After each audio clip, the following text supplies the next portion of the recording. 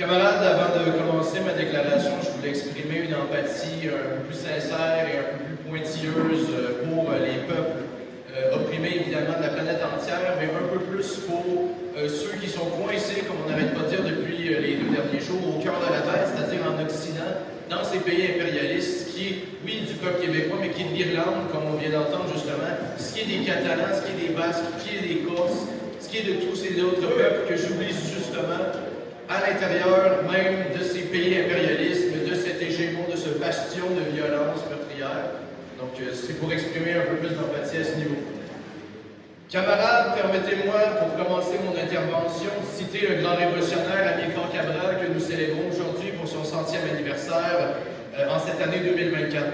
C'est une citation qui est tirée de la première conférence tricoloniale qui a été menée à La Havane en 1966 et des paroles qui datent de près de 60 à 70 ans et qui restent dans une pertinence éternelle encore aujourd'hui.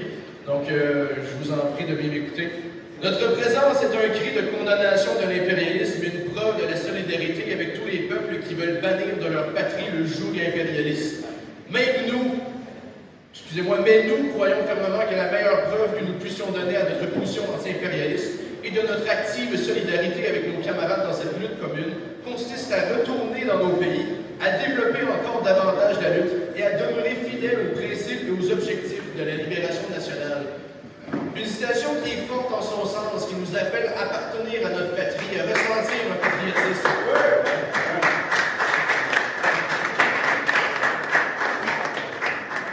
Parce que oui, il y a certes l'anti-impérialisme, il y a certes la lutte, la solidarité internationale, mais avant d'être solidaire internationalement, il faut être solidaire avec son peuple, avec sa nation, avec sa patrie. Il faut être solidaire chez soi. Avant de commencer à prendre l'avion pour espérer être solidaire ailleurs, il faut d'abord être solidaire avec, comme on l'a dit précédemment, certes la classe ouvrière, mais les classes opprimées de chez soi, d'abord et avant tout.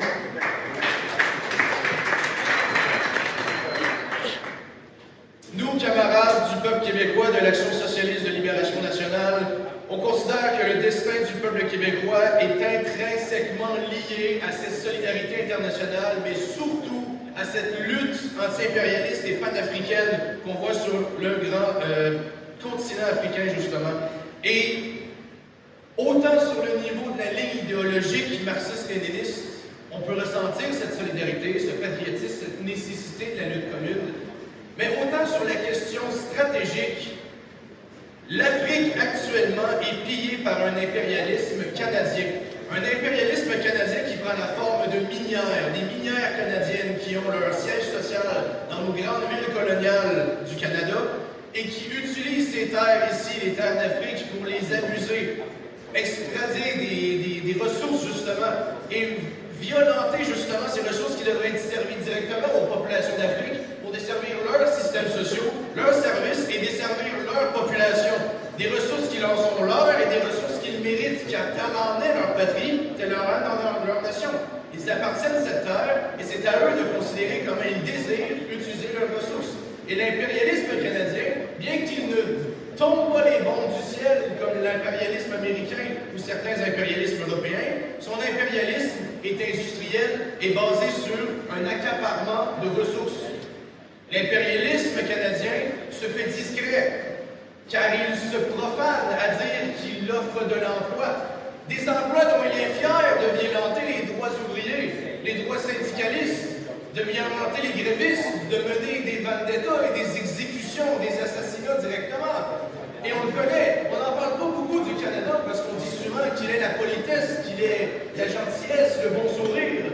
Mais ce qu'il est concrètement, ce Canada, c'est des sourires chez soi, à la maison, dans son petit projet colonial, et de la violence cachée, qu'on exulte par une pensée dite pacifiste. Les usines qu'on voit ici, les grandes entreprises, c'est des entreprises enregistrées au Canada, des entreprises canadiennes de l'exploitation minière. Et ces noms, justement, je peux vous donner quelques statistiques, je les ai juste ici. Effectivement, en 2002, les actifs canadiens dans le secteur minier s'étendaient à 13,9 milliards de dollars canadiens, ce qui équivaut à des centaines de milliers de francs CFA pour les 39 compagnies en Afrique de l'Ouest et il y en a 98 dans le continent entier africain qui atteint les 37 milliards de dollars canadiens d'extraction de ressources. L'impérialisme américain contrôle cet impérialisme canadien, car le Canada en est un État vassal. Mais le Canada a non pas certes une soumission, mais une responsabilité dans ce rôle, une responsabilité dans cette violation des droits.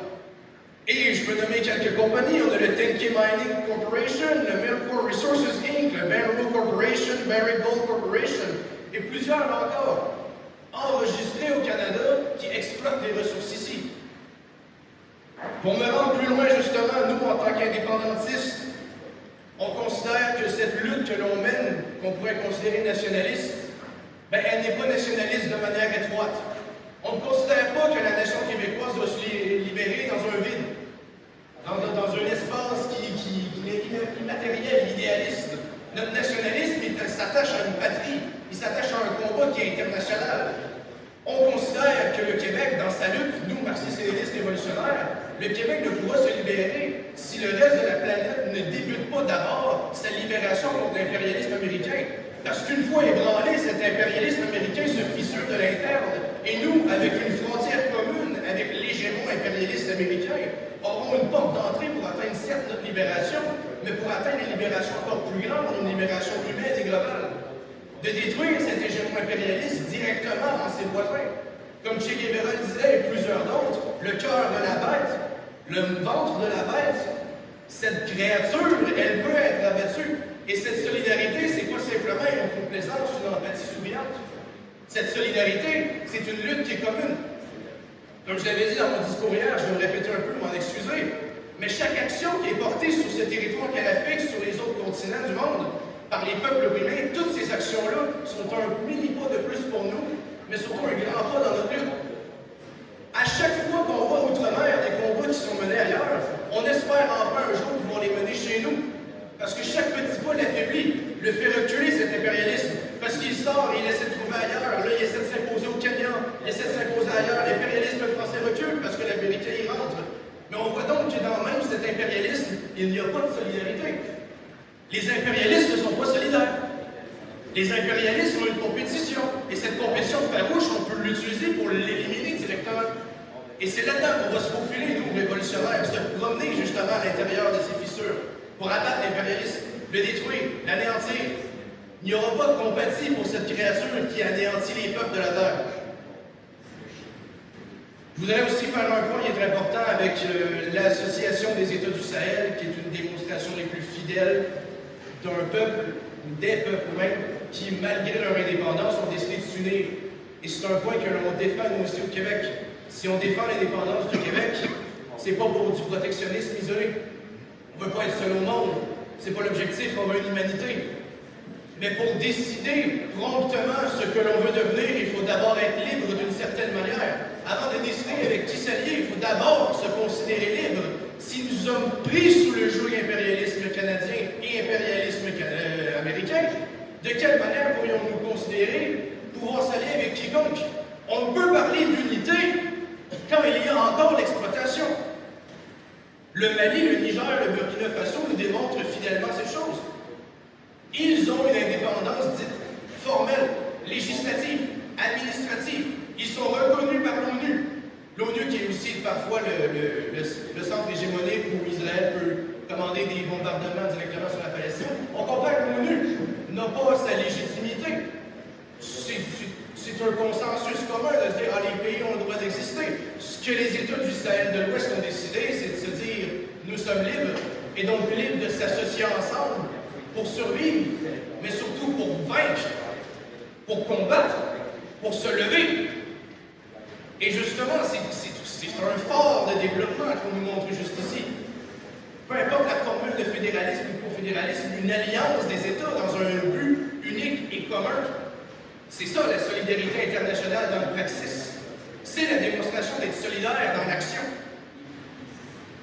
Et il faut que je fasse un point directement en parlant évidemment de la Palestine, mais la Palestine aussi en ce moment, bien qu'elle ne puisse pas avoir le certain confort que les États du Sahel ont de pouvoir, dans une certaine paix que l'impérialisme leur prodige, s'allier ensemble. La Palestine vit un génocide, le Liban vit une invasion terrestre, mais malgré cette attaque, malgré cette oppression, les Houthis du Yémen les forces de résistance palestiniennes patriotiques qui s'en vont de toutes les directions et les lignes idéologiques se battent pour la résistance et la liberté de leur peuple.